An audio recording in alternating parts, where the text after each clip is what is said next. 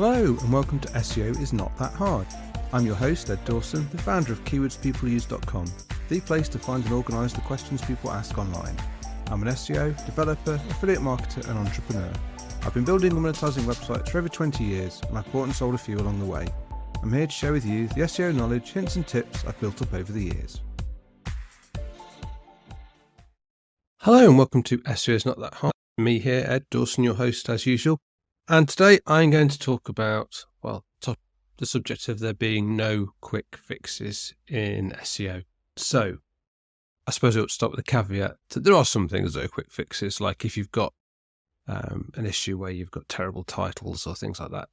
Individual things can be fixed quick. But what I'm talking about here is projects, about if you're starting from scratch or if you've been hit by something big like a core update, that you have to accept there are no quick fixes. So what do I mean? Well, let's take the recent core update, the one that is running at the moment, the August 2024 core update. This is the first time that we're starting to see people who were hit by the helpful content update a year ago, starting to see recoveries. And even then, it's not all of them. And even then, the recoveries are at this point still only small. Percentage-wise, compared to their heights before they got hit by the HCU, they're still a fraction of what they were. But it's the first time that some of these people are starting to see positive trending upwards traffic. And that's taken almost the best part of a year. And this is why you need to be very wary of anybody who offers you quick fixes in SEO.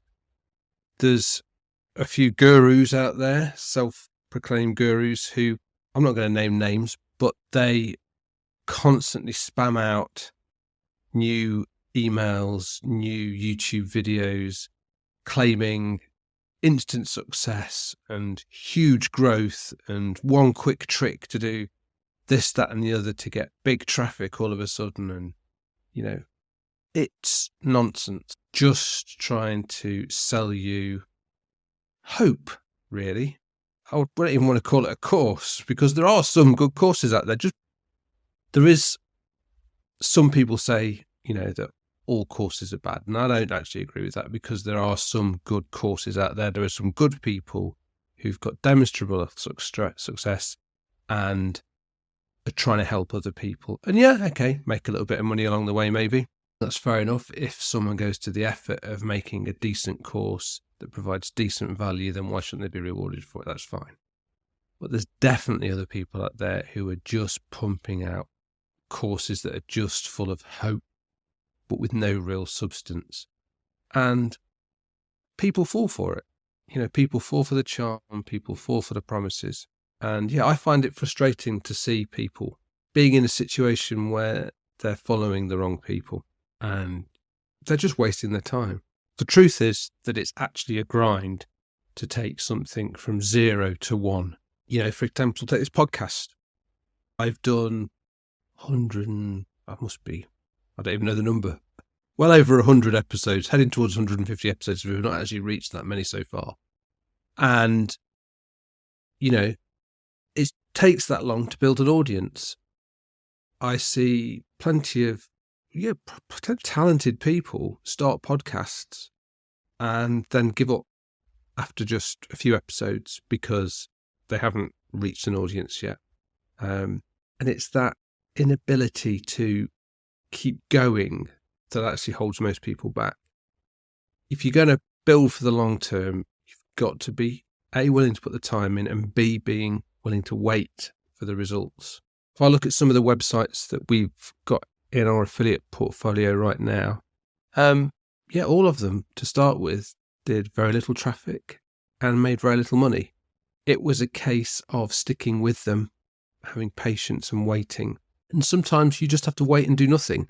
Sometimes you just have to launch, leave it for a bit and come back when it started to build traffic, when it started to build authority, when it started to earn some links.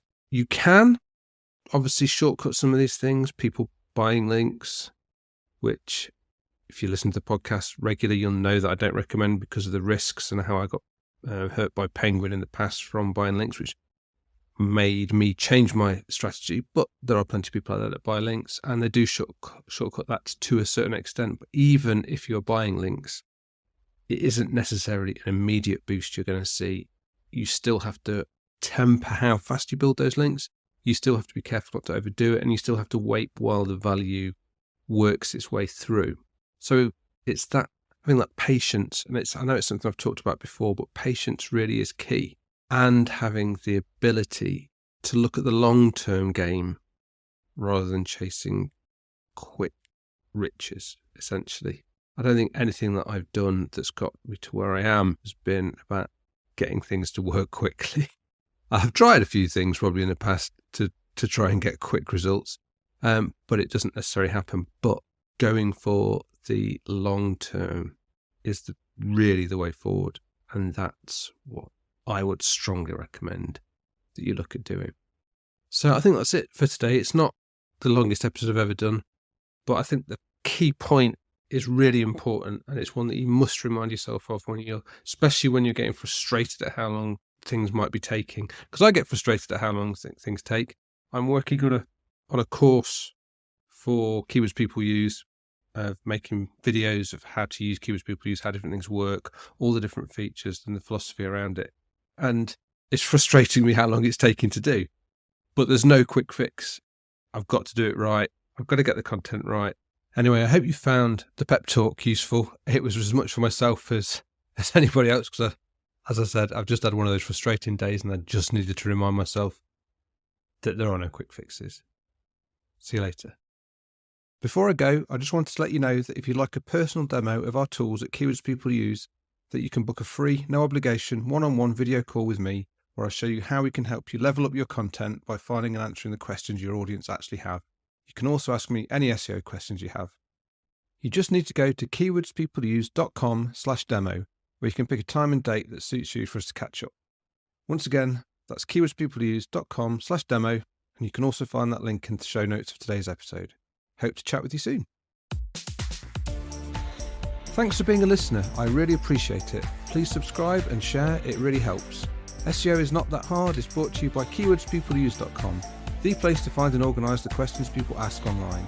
See why thousands of people use us every day. Try it today for free at keywordspeopleuse.com. To get an instant hit of more SEO tips, then find the link to download a free copy of my 101 quick SEO tips in the show notes of today's episode. If you want to get in touch, have any questions, I'd love to hear from you. I'm at Channel5 on Twitter. You can email me at podcast@keywordspeopleuse.com. Bye for now, and see you in the next episode of SEO is Not That Hard.